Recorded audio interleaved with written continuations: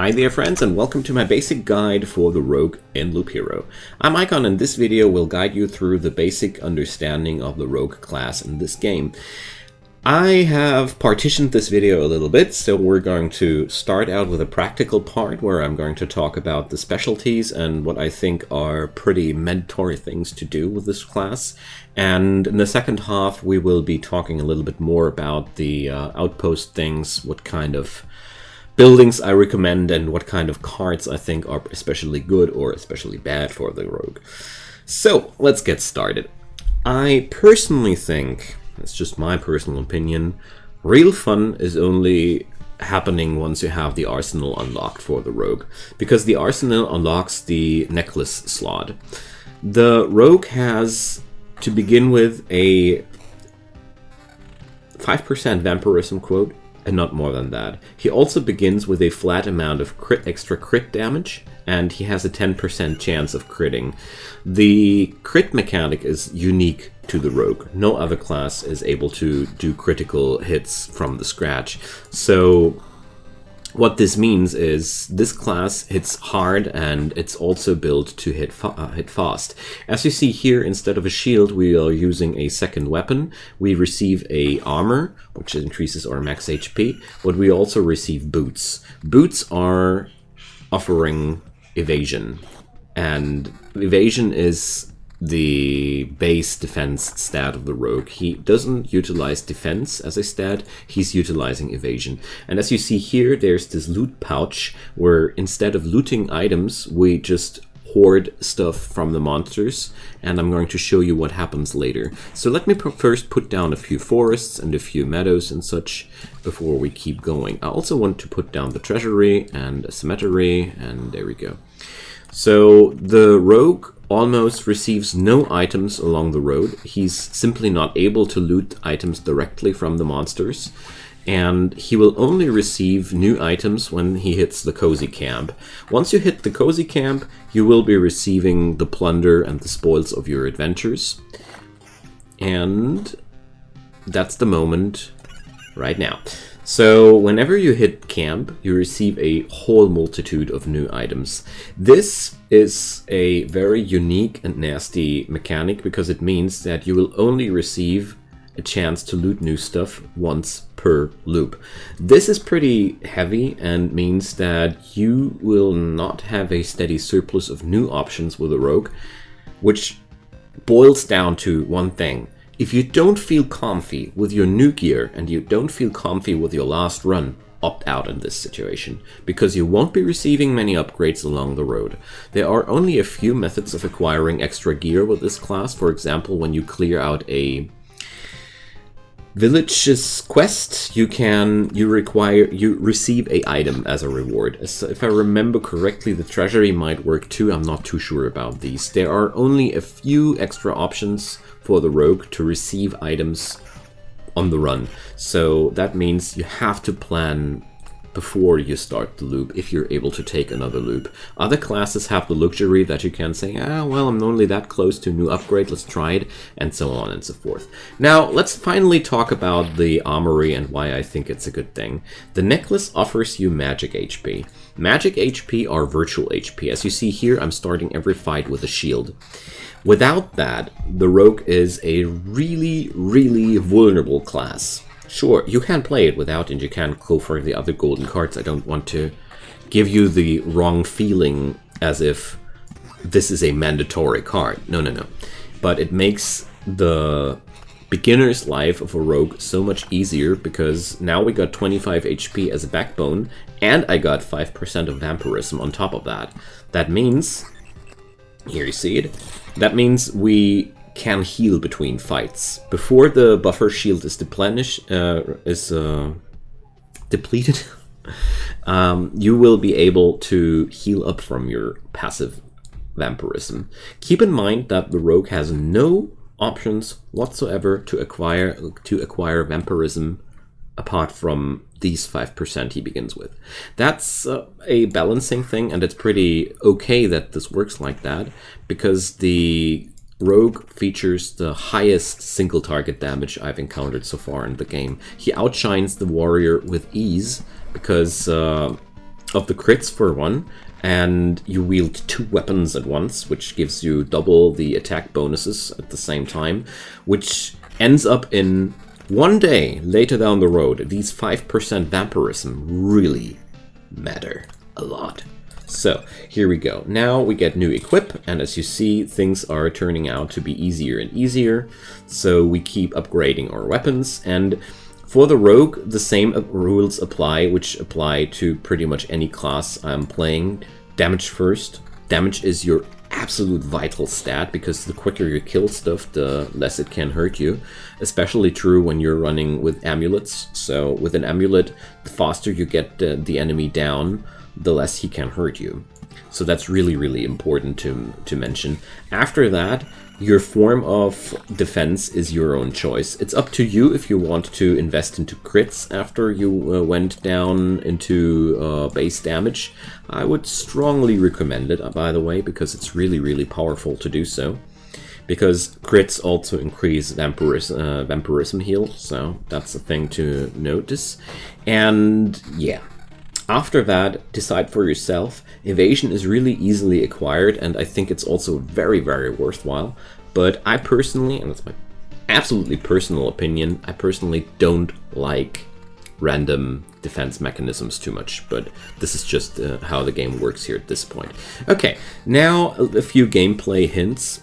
The biggest weakness I've encountered so far on the rogue is that he really, really begins to struggle once the odds are against him. So every fight, which features more than 4 enemies, is slowly turning against the rogue with this build at least, because as soon as your virtual HP are gone, you are melting like ice in the sunshine. You really go down quite fast after that. So the rogue, played like I do here, focuses mostly on burning down the enemies as quick as possible. You can, of course, handle that by adding road lanterns into your fields, which are just lowering the maximum amount of enemies. I really, really hold the road lanterns quite high in this regard. But this also means that you really should be careful with not putting too much on your table. The rogue is more vulnerable to this mechanic than other classes due to the given facts that there's no more sustain after the shield. Of course, you can go for the other golden cards. I just want to mention them here along the side. But I strongly think the arsenal is one of the best choices to go for. Alright, so as you see here, this is one of my favorite tile allocation things. I love to use deserts. Deserts lower every creature's HP, which just makes your damage overload even more powerful, because the less percent HP the enemy has, the faster you can kill him. Also keep in mind that the magic HP don't get influenced by the desert's debuffs, so you profit twice by that. Oh, defense is on this, on the rogue's gear. I'm sorry, I was misinformed there. I just don't pay attention to defense in general, so... Okay, so what I'm trying to summarize here is deserts are good for you because lower HP enemies die faster, which end up in you ending the fight quicker, which is good for you. Also, I love to use forests because forests are just awesome, but keep in mind every 10 forests spawns a wood village, which features enemies that are really, really a pain for the rogue because they have a very high damage reflection and they will severely punish you for attacking them often. And that's something the rogue is good at, attacking stuff often. So use your Oblivion cards. The traits are, well, this is one of the better traits. Here receives less damage for every enemy starting after the second enemy, so damage reduction is quite vital. Also, if you can go for damage traits, of course, go for damage traits. Oblivion, I really, really value a lot, starting from chapter 3 onwards for most classes. For the rogue, I really like to decimate the goblin camps. I think the goblin camps are among the most devastating tiles that are available for the rogue. And same goes for the wood villages, like I mentioned. So basically, I'm not placing down forests right now because I don't have an Oblivion card. So if you are able to reduce the total deck's strength. It's probably a pretty good idea to... the total deck card amount, not strength, sorry, wrong wording. You are really in a good spot because you want to reduce the amount of cards if possible. So slim decks work really good for the rogue because you're quite dependent on a few things. Like, for example, here you see the longer the fight, the more damage I take. I mean, it's not bad to take damage from time to time. We after all, feature vampirism, but the vampirism heal takes quite some time to kick off. So, now I am going to retreat, and we're going to talk about the rest here. So, building-wise, like I mentioned, I feel like the... where was it? The... where did we unlock the arsenal again? I forgot. Well... seriously, I thought it was here. Anywho, the arsenal unlock is really, really powerful. Ah, here, the smelter. And I consider it as a quite mandatory upgrade. Before that, I had no real fun with the rogue class. It's me. Maybe there are other builds that work out better, but I felt like without the virtual HP of the amulets, I was dying too quick for my own taste. Apart from that, I really like to mention the Intel Center and the forests, which make your rogue's life a lot better afterwards. But I personally think the smelter is enough to make the rogue really, really enjoyable to play. Apart from that, go for things you want to go for. I don't really feel the urge to recommend stuff here. The supplies are mainly up to you. I just wanted to mention that extra damage supplies are always very, very powerful, because, for example, the Skinner's Knife gives you +5 damage against rat wolves. This will also interact with your crit ratings, so every extra damage thing is very, very desirable. The rogue is, in its nature, a glass cannon, and the faster he can kill stuff, the higher his winning rate, his winning chances are. So, due to that reason, I really like to avoid cards like the Spider Cocoon, which just tend to spawn lots of enemies. I also can recommend quite thoroughly the Outpost card, if you're there, because the Outpost spawns allies on certain fields, and these allies would steal yellow and orange items from you. Well, we don't really care about that too much. The Rogue also has the problem that at some point he will gather that many loot items that they will spill out of his backpack anyways, so he would be even able to afford the loss of these items.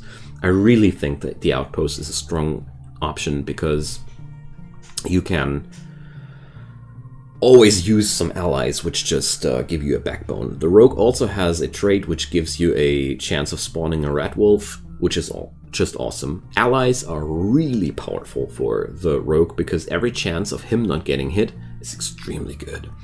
So the Bookery is a little bit later down the road as well, but I really want to recommend it because it replaces the cards on your hand. I was talking about the value of Oblivion before, and yeah, Oblivion can be acquired with Bookeries quite often. Beyond that, I already mentioned the forests, the deserts, and I really love the usage of meadows in combination of chronocrystals, because if you place down meadows in the vicinity of chronocrystals, you receive double the amount of healing, because start of each day doubles the effect of a day's passing on adjacent tiles. So you can heal double with that. Really good. Rocks are... you can use mountains if you want to, but I personally feel like this trio is pretty powerful on its own.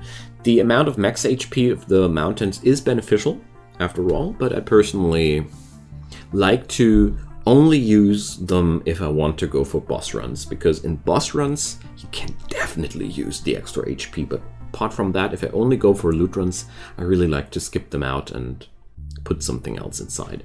The ruins I was using here are actually not that good due to two reasons.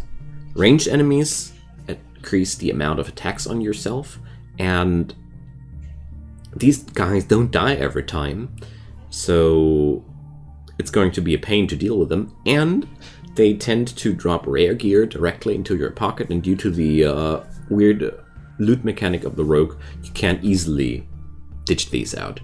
Apart from that, I didn't really find any big weaknesses. I didn't like the vampire mansions too much because of the same reason like I mentioned before. Too many enemies, problematic.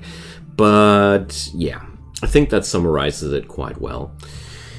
If there are any further questions on your mind, feel free to ask them. Keep in mind that this is only a basic guide. We will be talking about an advanced guide in the near future once I am deeper into the materials. So if you feel like I really forgot something very, very important, also write it down, because this is no competition. I really love it if we allocate as much knowledge beyond beneath that video as possible. Leave a like on that video if you liked that content, or even subscribe to my channel if you want to stay updated for new content like this, or just check out my channel if there's stuff you like there to see. Anywho, I hope you have a lot of fun with Loop Hero, and see you soon. Bye bye.